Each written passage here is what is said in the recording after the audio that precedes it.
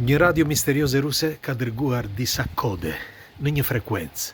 Një frekuencë që për disa kjo ka dhënë alarmin sepse diçka e madhe po ndodh. Ndiqeni me vëmendje këtë material sepse është vërtet shumë kurioze.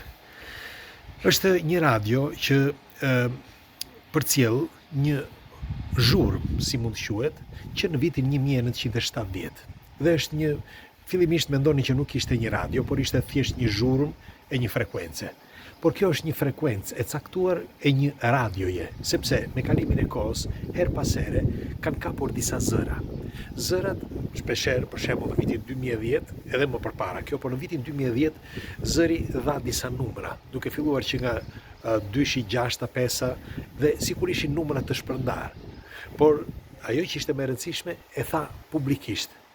Jam, tha, në radion UVB 76. Pra, kjo radio është një radio që, sipas gjasave, është një radio që është i përkushtuar krejtësisht informacioneve të koduara të luftës. Pse po e them këtë? Sepse mendohet që kjo radio është krijuar në një formë që vetëm në momentet kur mund të ketë një problem të madh ose një paralajmërim të një lufte bërthamore, hyn në funksion kjo radio dhe fillon dhe dërgon disa mesazhe. Në fakt, para 3-4 ditëve, dërgoi 4 fjalë dhe 4 mesazhe që janë për t'u deshifruar. Askush nuk di se çfarë do të thonë këto mesazhe, por kanë dhënë alarmin sepse kanë folur shumë pak për këtë, po t'i vini re, shumë pak.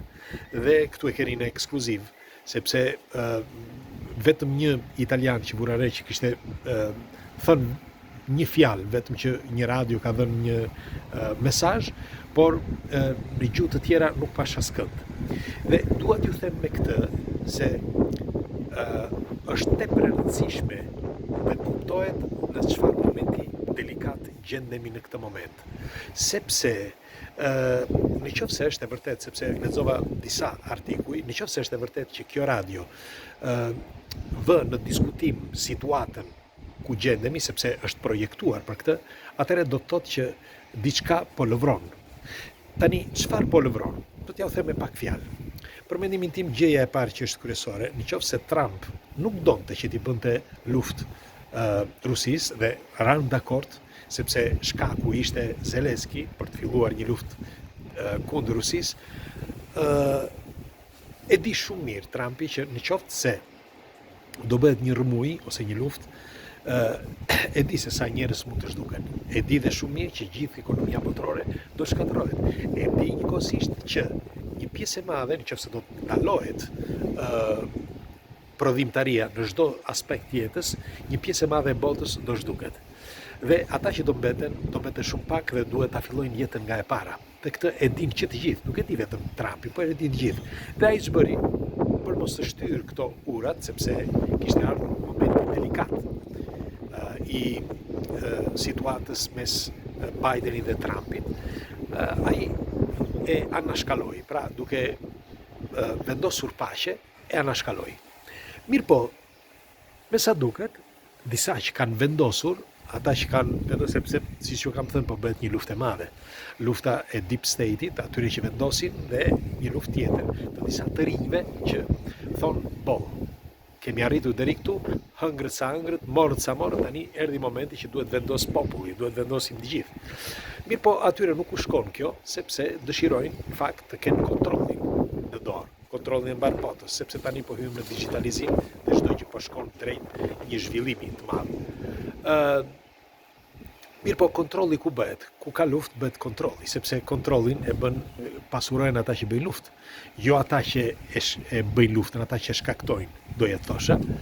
Dhe si përfundim, unë mendoj që ato ngacmimet që janë bërë kundrejt Rusisë janë theksuar akoma më shumë, sepse ndryshe nuk ishte se pse kjo radio të mund të lëshonte këto kode. Si që kam thënë, si që thash më përpara, radioja ka filluar që në vitin 1970, sepse nuk dihet, në fakt mendohet që nga viti 1970, disa pretendojnë që radioja është që në vitin 1954, pra është aktive. ajo lëshon vetëm një lloj tingulli që është si një formë zhurme dhe vazhdon gjithmonë me atë zhurmë, por her pas here shfaqen edhe disa kode ose disa shumë rrallë. Disa që e kanë kërkuar dhe kanë duar që të informojnë për këtë radio, mendojnë që kjo është një radio e shërbimeve sekrete ruse, që është shumë e vjetër dhe vazhdon akoma të funksionojë. Punon në 4562 MHz, mos gaboj, 4562. Dhe ato kode ose ato fjalë që herë i kapin, si për shembull tani ishin 4 fjalë, duket sikur janë të shpërndara, duket sikur nuk ka asgjë në mes, mirë po ka dhe disa numra pas tyre që duhen deshifruar, nuk e di. Tani nëse këto janë koordinata, nëse këto janë nuk e di, por do shtoja diçka tepër të rëndësishme. Për shembull, ne e dim që në planetin Tokë ekzistojnë rreth 13.000 bomba bërthamore, ku mjaftojnë vetëm 10 prej tyre, maksimumi 10, edhe e shpërbëjnë këtë planet në hi. E shndërrojnë totalisht në hi planeti. Por e zëm që janë 13.000. Dikush pretendon që janë dhe më shumë, por e zëm sikur janë 13.000. Dhe pyetja ime është, 6.200 ca ka Rusia dhe rreth 5.500 ka Amerika. Pastaj kanë dhe vendet e tjera. Por unë duhet të them, në qoftë se nevojiten vërtet ato 4 apo 5.000 apo ndoshta 10.000 për të shkatëruar gjithë planetin, të tjerat, bombat e tjera, përse nevojiten? Sepse ato janë të ardhur financiare të popullit që vjen si të thuash në bilanc për të luftuar kë? Vetveten. Sepse kjo është ignorancë, apo jo. Tani, megjithatë, ajo që më bën përshtypje më shumë është që pse radioja të mund të fillonte të këndonte tani. Mos ndoshta pikërisht sepse kanë kuptuar që ndoshta Evropa po ngrihet në këmbë për të luftuar kundër Rusisë. Nuk e di, sepse sa e kemi kuptuar edhe presidentja e Bashkimit Evropian firmosi një fond që ishte 800 miliard, dhe apo 80 miliard, sa ishte? 80 miliard. Dhe është e çuditshme se si po ngërdeshen mes njëri tjetrit, ku në një situatë që unë mendoj që duke qenë në le të themi në aurorën e zhvillimit njerëzor, sepse tani fillon zhvillimi i madh, ai do e lëm këtë, pra epokën e zjarrit, më fali nuk më vin në shqip shpesher, epokën e zjarrit po e lëm, sepse ne jemi siç e kemi thënë akoma me djegje të brendshme, motorat me djegje të brendshme, ngrohemi ende me zjarr dhe tjerë. Pra shumë shpejt këto gjëra do të ndryshojnë dhe çdo gjë do jetë me energji. Pra edhe energjia diellore, edhe energjia elektrike, bila energjia elektrike nuk do të jetë ashtu siç tani, me hidrocentrale apo ku ta di unë, por do jetë krejt ndryshe. Do furnizohemi në një mënyrë krejt ndryshe dhe do të jetë çdo gjë wireless, atë që kishte bërë ose që kishte shpikur shpiksi shqiptar Nikola Tesla, ku sipas gjasave ishin ato zbulimet që ai kishte bërë për sa i përket energjisë diellore, është përbër ajo ose e vetëtimave, është përbër në energji për të gjithë, pra e transformuar në energji për të gjithë, por në formë wireless dhe jo në formë energjie si e bëjmë tani ne me kavo ose me fije.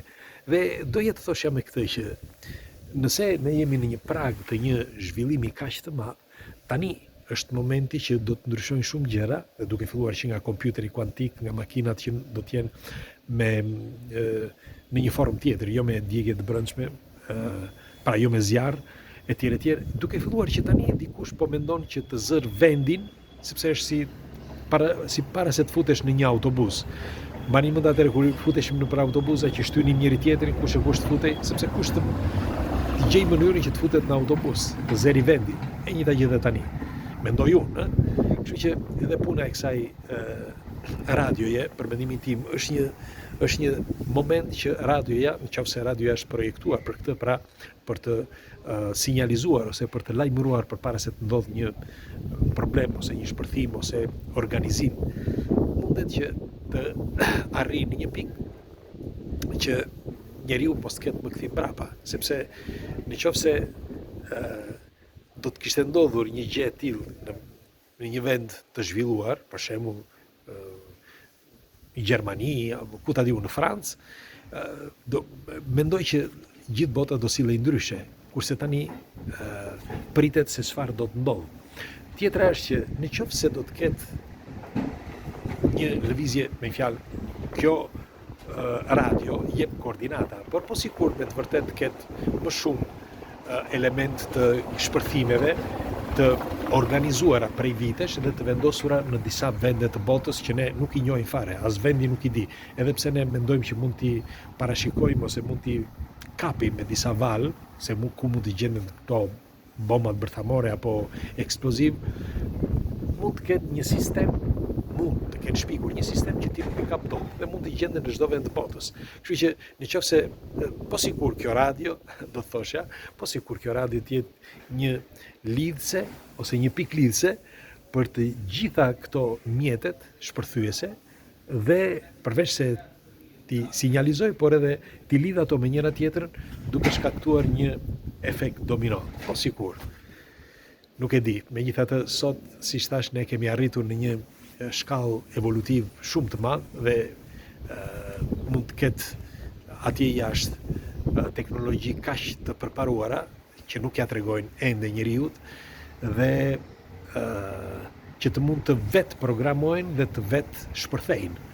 Kështu që unë shpresoj që mos të arrim në këtë pikë dhe shpresoj që kjo radio të jetë vetëm një zhurmë, siç ka vazhduar për vite me radhë që nga vitet 70 kur e zbuluan dhe të vazhdojë ende sot. Pra ato frekuenca që futen herë, shpresoj që të jenë frekuenca bamirëse dhe jo për një përgatitje të ndonjë gjëme apo të një katastrofe që padyshim do shfaros një pjesë të madhe të njerëzimit, mos themi të gjithë. Megjithatë, unë pres komentet tuaja nëse ju e dëgjuat këtë lajm, është i rrallë, shumë pak po e thon, UVB, më falni, 76 quhet kjo radio dhe një frekuencë e çuditshme me disa kode të transmetuara në mënyrë të çuditshme. Pres komentet tuaja.